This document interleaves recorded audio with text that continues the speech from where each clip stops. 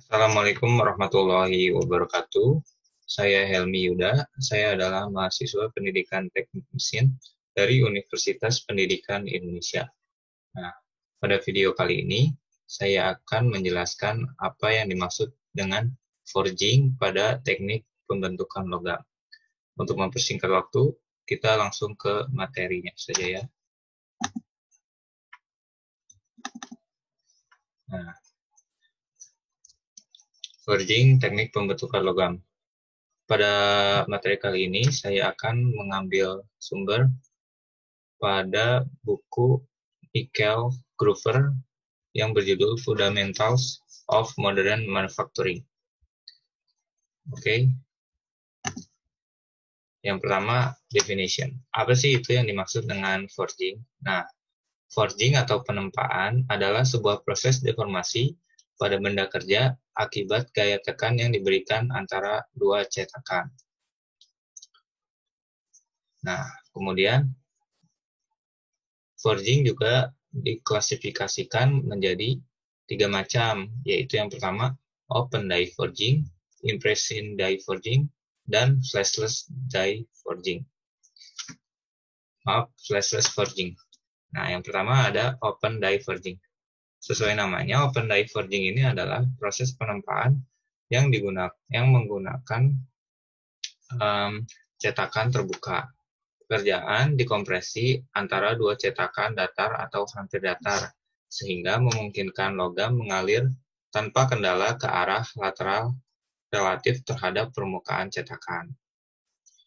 Nah, kasus paling sederhana dari penempaan cetakan terbuka melibatkan kompresi bagian kerja penampang silindris antara dua cetakan datar. Operasi penempaan ini yang dikenal sebagai upsetting atau upset forging, mengurangi ketinggian pekerjaan dan meningkatkan diameternya. Nah, kemudian yang kedua ada impression die forging. Impression die forging ini adalah sering disebut juga dengan close die forging, yaitu maksudnya adalah proses forging yang menggunakan cetakan tertutup. Nah, proses pembentukan yang dilakukan dengan cetakan ini itu adalah cetakan yang berbentuk kebalikan dari bentuk bagian yang diinginkan. Kemudian yang terakhir ada flashless forging. Jika tadi impression die forging sering disebut juga dengan close die forging, namun ada perbedaan pada close die forging yang sebenarnya, yaitu flashless forging. Perbedaannya adalah bahwa dalam tempaan cetakan tertutup, benda kerja yang masih mentah ini sepenuhnya terkandung di dalam rongga cetakan selama kompresi dan tidak ada flash yang terbentuk. Nah, faktor utama pada proses ini adalah bahwa volume kerja harus sama dengan ruang di rongga cetakan dalam toleransi yang sangat dekat. Nah, jika blank awal terlalu besar, maka tekanan yang berlebihan dapat menyebabkan kerusakan pada die atau cetakan, atau kerusakan juga bisa terjadi pada alat presnya atau penekan. Nah, sebaliknya jika blank terlalu kecil, maka rongga yang ada dalam cetakan ini tidak penuh sehingga tidak dapat menghasilkan benda kerja dengan bentuk yang sesuai dengan keinginan. Nah, ini adalah ilustrasi dari open die forging. Seperti yang sudah dijelaskan tadi, jadi di sini tuh open die forging ini penempanya atau alat penekannya ini tidak memiliki bentuk khusus atau bentuk yang hanya menggunakan bentuk datar. Nah, kemudian ada impression die forging. Impression die forging ini tadi bisa dikatakan semi tertutup ya. Nah, dan memiliki bentuk cetakan sesuai dengan benda yang diinginkan. Karena di sini masih ada lubang, maka impression die forging ini menghasilkan flash. Nah, kemudian yang terakhir adalah flashless forging. Nah, bisa dilihat perbedaannya bahwa flashless forging ini tidak memiliki lubang sehingga prosesnya benar-benar menggunakan cetakan yang tertutup. Jadi tidak ada flash yang dihasilkan. Kemudian equipment in forging. Yang pertama itu ada forging hammer. Forging hammer atau tempa palu adalah benda yang memberikan beban benturan pada benda kerja. Nah, drop hammer atau forging hammer atau tempa palu ini juga sering diistilahkan dengan drop hammer.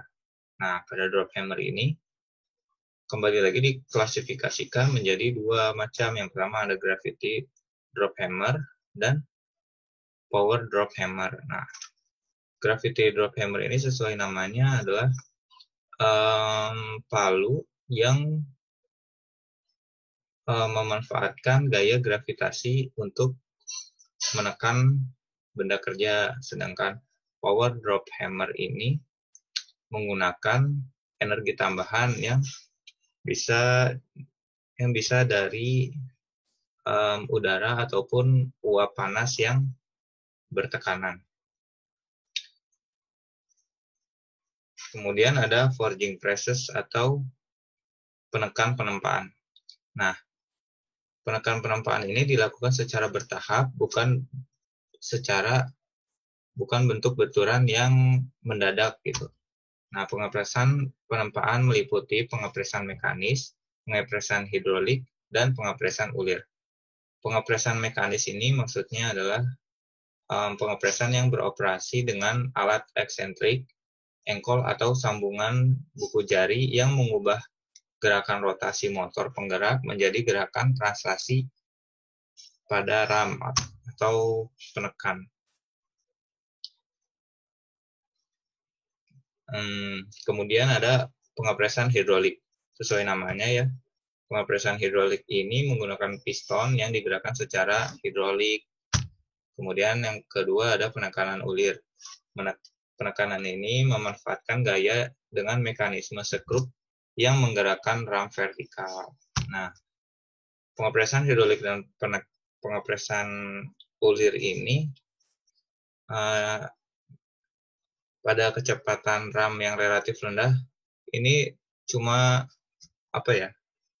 lebih rendah gitu gaya yang dapat dikeluarkannya dibandingkan dengan pengepresan mekanis tadi. Kemudian ada forging dies atau bisa disebut juga cetakan forging. Jadi forging dies ini adalah sebuah cetakan penempa yang digunakan untuk membentuk benda. Nah, pada buku Michael Groover ini menyebutkan ada poin-poin penting untuk mendesain sebuah cetakan. Yang pertama adalah parting line. Nah, parting line ini adalah titik di mana bertemunya bagian atas cetakan dan bagian bawah cetakan.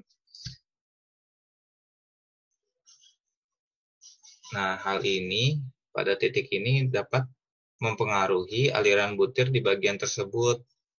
Terus juga beban yang dibutuhkan dan pembentukan flash.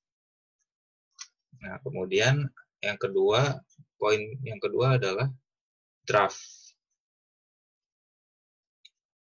Nah, draft ini adalah jumlah lancip di sisi bagian yang diperlukan untuk mengeluarkan benda dari cetakan. Sudut draft pada umumnya adalah 3 derajat pada bahan aluminium dan magnesium. Dan jika pada baja itu sudutnya 5 sampai 7 derajat. Kemudian yang poin ketiga ada webs dan rib.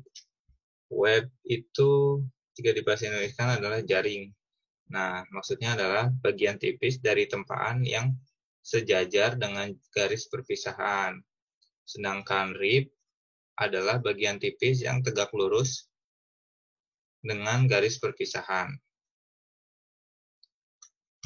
Kemudian yang keempat ada fillet dan corner radius. Nah, jari-jari kecil cenderung membatasi aliran logam dan meningkatkan tekanan pada permukaan cetakan selama penempaan. Jadi bentuk dan ukurannya harus benar-benar diperhatikan. Kemudian yang terakhir ada flash. Nah, formasi flash memainkan peran penting dalam penempaan cetakan impresi dengan menyebabkan penumpukan tekanan di dalam cetakan untuk meningkatkan pengisian rongga. Pada bagian len, menentukan luas permukaan di mana aliran lateral logam terjadi, sehingga mengontrol peningkatan tekanan di dalam cetakan. Penggunaan gutter memungkinkan kelebihan logam untuk keluar tanpa menyebabkan beban tempa mencapai titik yang maksimum atau ekstrim.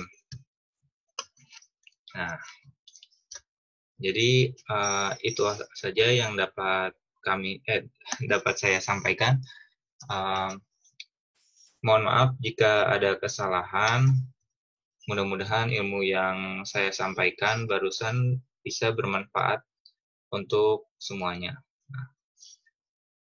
Wassalamualaikum warahmatullahi wabarakatuh.